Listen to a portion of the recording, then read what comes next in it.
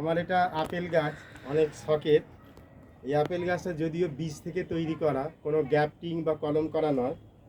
Apple গাছের সাধারণত বীজ থেকে তৈরি করতে মোটামুটি লাগে লেট উইন্টার, মানে বসন্তর প্রথম দিকটা এই বীজ থেকে চারা তৈরি হয় ভালো। তাই সেই আপেল গাছটা আমি বনসাই আকারে করেছি, জানি না কবে আপেল হবে বা কবে আপেলে খাবো। তা আমি টবে করেছি, বনসাই টবে করেছি। এখন দেখা যাক, এবার সেটা কেটে ছেটে যদি আবার করে যাওয়া যায় সেই হিসাবে রাখছি।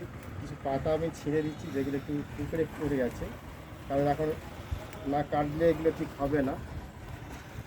এই আপেল গাছ বীজের আপেল গাছ এখন কতটা বড় হবে। এবার সবুজ রঙের পোকাও আসছে, এই যে পোকাটা গঙ্গা ফড়িংয়ের মতো পোকা, ওই যে সেই জন্য এটাকে যত্ন করতে হবে। এই পোকাটাকে আমি ধরার চেষ্টা করছি। এই যে পোকাটা, এই যে আপেল গাছের পাতার নিচে চলে যাচ্ছে, কিন্তু এই শখের গাছ এবং সেটাকে যতটা যত্ন করা যায়।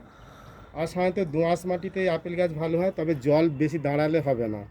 আপেল গাছের মানে 40% বালি, 40% এঁটেল মাটি, আর 20% এঁটেল মাটি, আর 20% কাদা মাটি, এই নিয়ে আর কি টোটাল মাটিটা তৈরি হয়। ঠিক আছে, এই পোকাটাকে তো বন্ধ করতে মারতেই হবে, না তো হবে না, চলে যাচ্ছে তারা। ঠিক আছে,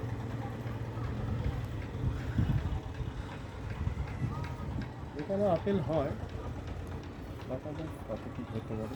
নেমে চলে গেছে।